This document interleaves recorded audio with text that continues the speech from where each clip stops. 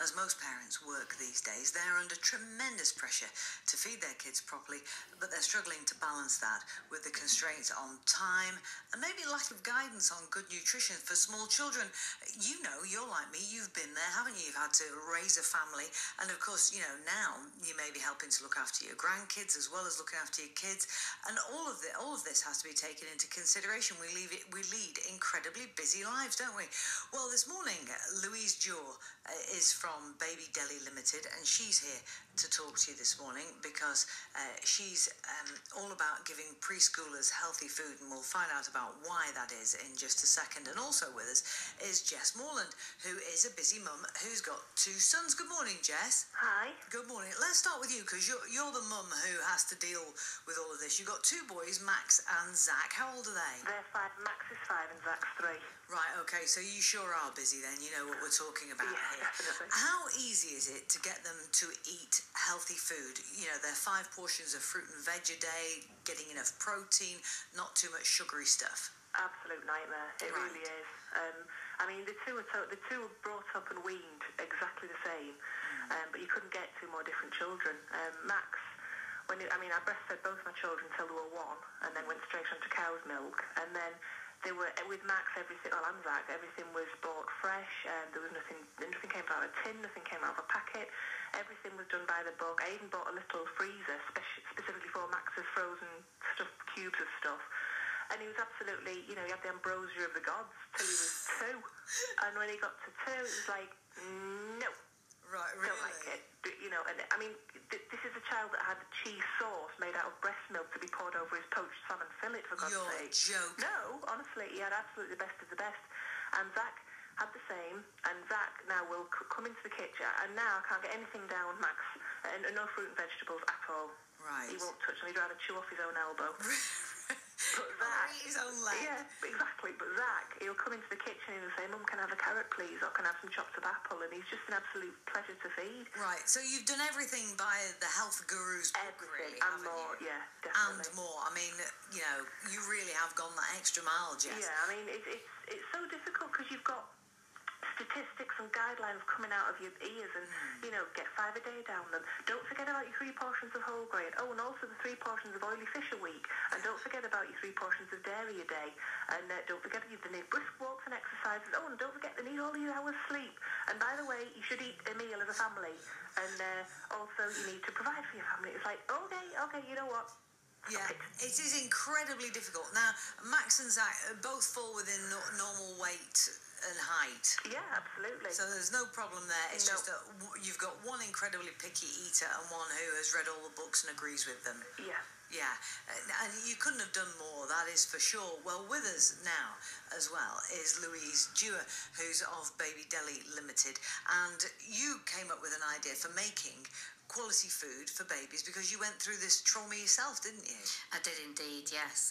Incidentally, my son's called Max as well. Right. And he doesn't like fruit and veg as well. Really? Must be in the name. Yeah.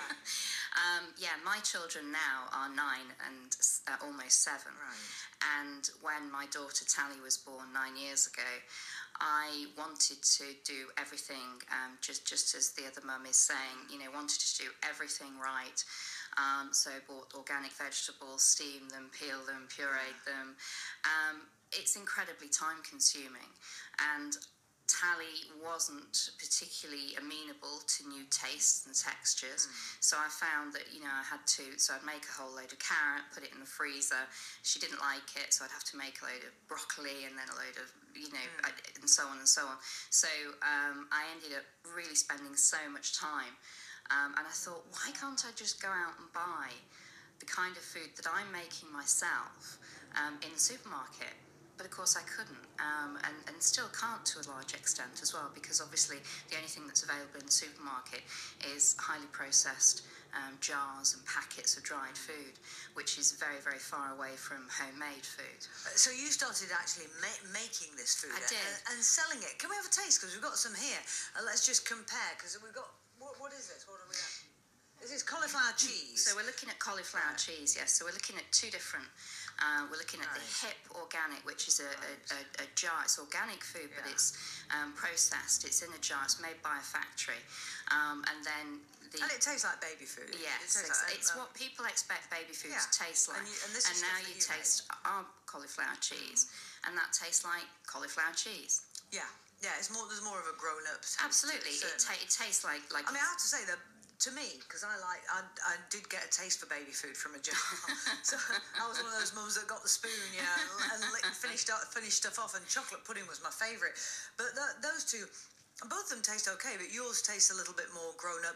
But of course, then you come into cost, don't you? Because the stuff in jars from supermarkets is going to be much more affordable, I would imagine. How much are you looking at to feed a baby? Food that's been produced by a small kitchen like yours. Obviously, it is more expensive to buy our food, and what mums very often do is use our food to supplement what they're making themselves.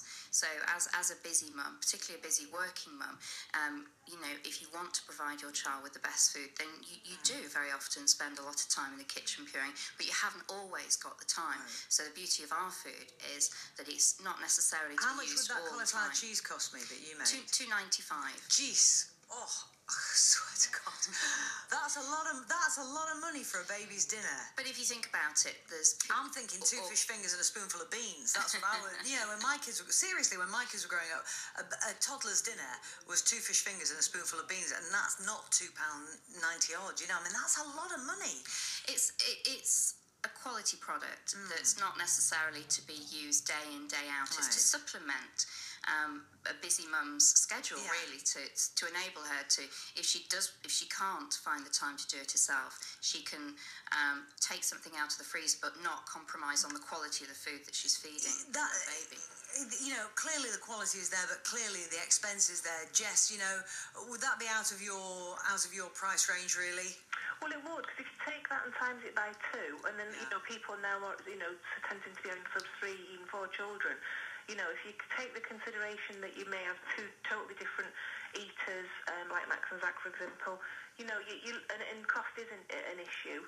I think it's going to be hard for people to kind of, you can start off being really well and yes, we're going to do this and have all the good intentions, but I think it would just be so hard to maintain that. Well, I think I just have every sort of sympathy with any mum who's trying to feed their kids properly and healthy, because I think it's very, very difficult. Jess Morland, thank you very much indeed. And also thank you to you, Louise. Thanks for bringing your delicious food in. Louise Duerr, who's from BabyDeli.